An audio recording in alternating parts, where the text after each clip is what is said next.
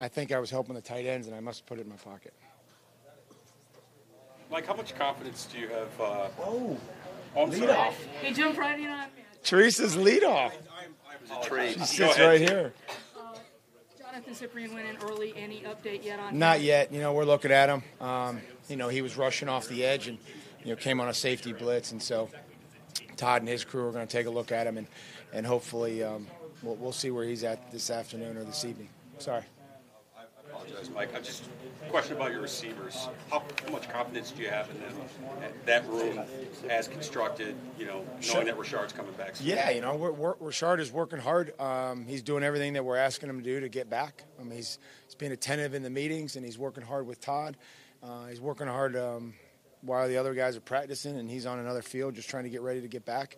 But the confidence comes from the quarterback and the receivers doing it over and over in practice and being where they're supposed to be and catching the ball and making the throw with timing. And so when you can do those things repeatedly, that's when they start to build confidence. And when they have confidence, then I'll, as a coach, have confidence. Maintenance days for Butler and Casey? Sure, just working through different things, and we felt like we'd give them one more day to come back and kind of move on from there. But everything's fine there, and hopefully we'll get those guys back tomorrow.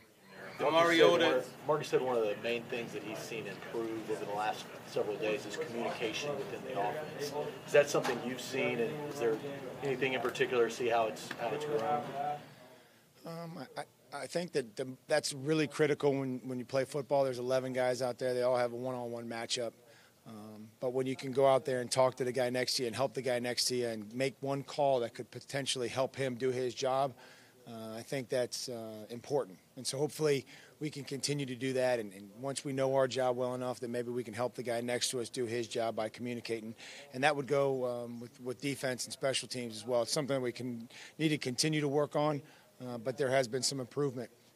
Mariota to Corey Davis connection, that really started to heat up today. How important is it for those guys as younger players to stack those type of days? Well, again, I think the biggest thing for receivers and quarterbacks is that confidence and that trust of, man, I just have to – I know that this guy's going to be there. And it may not look really good right now, but when I pull the trigger, that guy's going to be there, and I got to throw it to a spot, and I got to trust that he's going to go make a play. What happened with Ty Smith that landed him on injured reserve? Well, he suffered an injury that we thought was going to be long-term enough to go on IR. You elaborate at all what it was or anything? No, it's a long-term injury. You've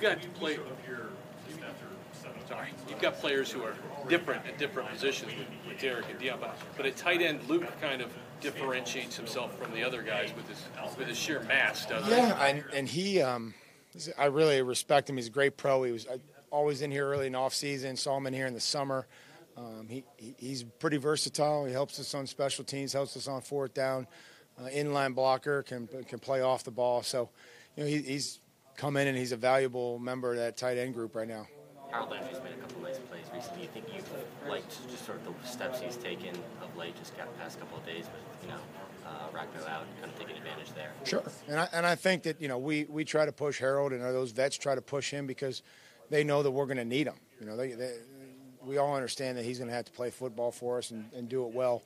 And he doesn't say much. He just keeps coming back, keeps pounding, keeps working, keeps developing. And I think we can all learn from that, and we can all understand that that's what you do at training camp. You kind of just put your head down and work and grind and push through and try to get better, take the coaching and compete. Say for a guy like Dion Lewis, I know you're very familiar with his backstory, but a guy who was out of the league, been hurt so many times that he's still been able to come back and with perseverance and grit. We try to, grit goes a long way in this world, especially with football, and the tougher that grit can be is it allows you to stick around, and the grind doesn't get to you. Little things don't affect you. You could push through injuries, you could push through mistakes, and he's done that his whole career. With the days off, was there maybe more thought to giving days like that in the middle of a couple of days of practice as opposed to coming right off an off day? No, it was what I felt and what we thought was best for Jarrell and Malcolm. You see a little extra burst from guys with the day off yesterday? I think the point of training camp is trying to be great and not worried about feeling great. So we're trying to worry about the execution, and we'll get their legs back, the ones that don't have it and that kind of have some bumps and bruises. There'll be plenty of time for that down the road. I felt like they came out and they were focused at the beginning, and then it's just there's some snaps and plays in red zone, and you see the offense make some good plays, and then the defense come back and respond. So I felt like they were at least conscious of making sure that we came out ready to go off a day off. You kind of indicated the other day that Evans might be heat related, but are you guys getting a better handle on anything? Or Yeah, I think that he's still being evaluated, and his availability is right now probably day to day. He's in all the meetings. He's very attentive. He's not ready to get back on the practice field. With Smith and Delaney Walker, you got a pretty nice 12 personnel package. What kind of stresses can that put on opposing defenses?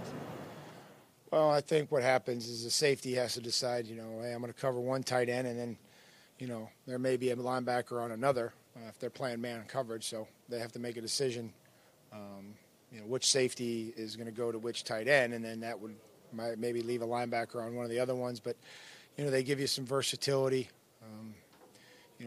I think Delaney's a great veteran leader at that position. Football is important to him. This team's important to him.